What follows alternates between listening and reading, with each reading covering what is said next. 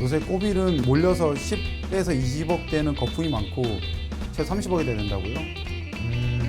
꼬마 빌딩이 우리 10억 대에서 20억 대는 거품이 많다라고 하시는데, 그럼 제가 물어볼게요. 그럼 안 할 거예요? 거품이라는 게 어떤 게 거품이에요? 거품이라는 우리 기준이 있잖아요. 어떤 게 거품이기 때문에 사람들이 못하게 하나요?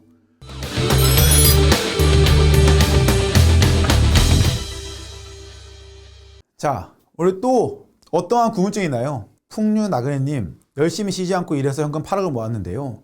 꼬마 빌딩이 갖고 싶어요. 돈을 더 모아야 될까요? 어떻게 가질 수 있을까요? 8억을 모았다. 꼬마 빌딩을 갖고 싶어요. 그러면 요 8억으로 꼬마 빌딩을 사는 거는 가능할까요? 가능하지 않을까요? 그리고 저는 궁금한 거는 다른 부동산 어떻게 되나요? 그리고 어디를 사고 싶은가요? 라고 물어봅니다. 물론 이거는 사람마다 생각하는 게 다를 수 있어요. 혹시 제가 왜 다른 부서를 얘기했는지 알아요? 이거는 투자 스타일마다 다르긴 합니다. 우리 동금이들은 동금이의 자신의 가치를 아세요? 이거 한번 물어볼게요.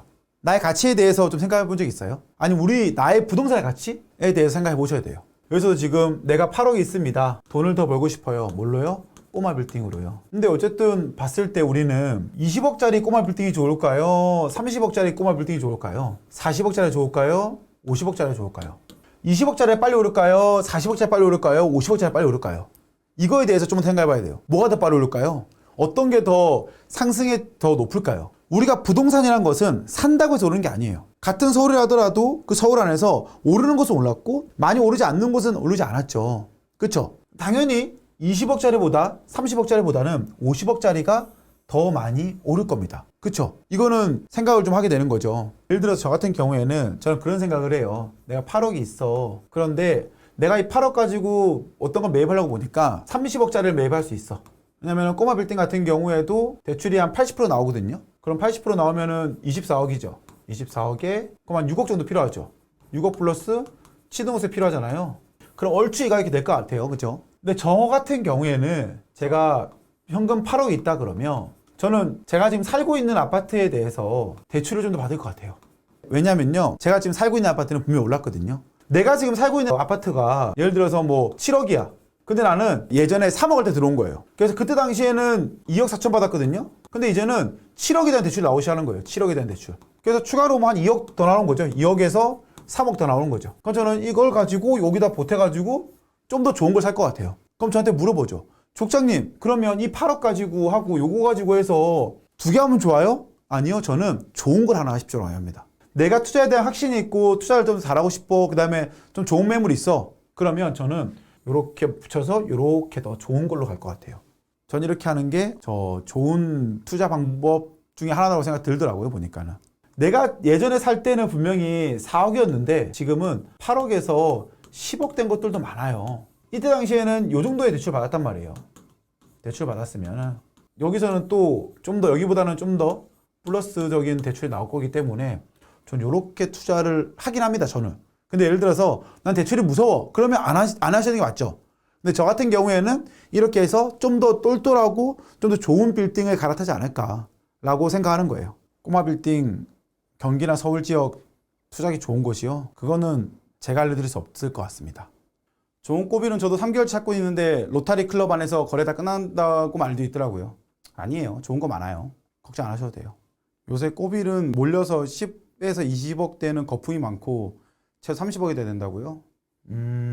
꼬마 빌딩이 우리 10억 대에서 20억 대는 거품이 많다라고 하시는데, 그럼 제가 물어볼게요. 그럼 안 할 거예요? 거품이라는 게 어떤 게 거품이에요? 거품이라는 우리 기준이 있잖아요. 어떤 게 거품이기 때문에 사람들이 못하게 하나요? 우리 지금 부동산을 봤을 때 거품이 아니라고 하는 부동산 뭐가 있나요? 물론 10억대에서 20억대는 어쩔 수 없는 거예요. 비싸, 좀 더 비싸. 왜 그러냐면은 10억대, 20대를 찾는 사람들은 굉장히 많거든요. 거품이 심하다라는 게 아니고요. 내가 이걸 사서 이렇게 꾸민 다음에 그 다음에 누가 받아줄 사람이 있겠냐 없겠냐 이것만 따지면 돼요. 폭탄 돌리기란 말이 아니고요. 우리가 어떻게 보면 되게 심플하게 투자를 해야 되거든요. 거품이 껴있다? 이거 누가 만들어낸 거죠? 저는 그렇게 접근하지 않거든요. 그러면 예를 들어서 50억대는 거품 안 껴있는지 알아요? 100억대는 거품 안 껴있는지 알아요? 다 똑같아요.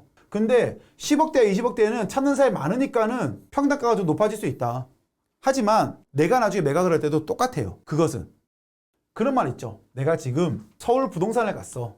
2020년도에 서울부동산 갔는데 아파트가 5억이래. 근데 2021년도에 갔더니 7억이래. 그러면 내가 5억이라 했던 부동산을 1년 뒤에 7억에 살 수 있어요? 아니. 난 5억에 샀어야 돼. 그쵸? 그거 왜 그런 거죠? 내가 제일 처음에 갔을 때 5억이니까 5억이라는 부동산 샀어야 되는 거야. 근데 중요한 건 뭔지 알아요? 이 부동산은 2018년도에 2억이었어요. 그러면 어떻게 된 거죠? 그럼 5억에 사는 게 맞아요? 아니, 2억에 사는 게 맞잖아요. 이렇게 생각하면은 끝도 없어요. 끝도 없어. 우리는 시간이 지나가고 돈이 투자했던 것에 대한 인정을 할 필요가 있는 거예요. 올라갔어? 인정해. 좋아. 그러면 내가 인정하고 나서도 돈을 더 벌 수 있을까 없을까에 대해서 고민해 봐야 되는 거예요. 내가 제일 처음에 들어왔을 때 7억이었어. 그러면 7억인 거예요. 2022년도에는 이게 10억이야. 내가 처음 봤을 시기가 되게 중요한 거예요. 그래서 여러분들은 처음 봤던 시기가 이때 보다 보니까는 이때 싸내야 되는 거예요. 근데 처음 이거 봤잖아요. 이때가 싼 거예요.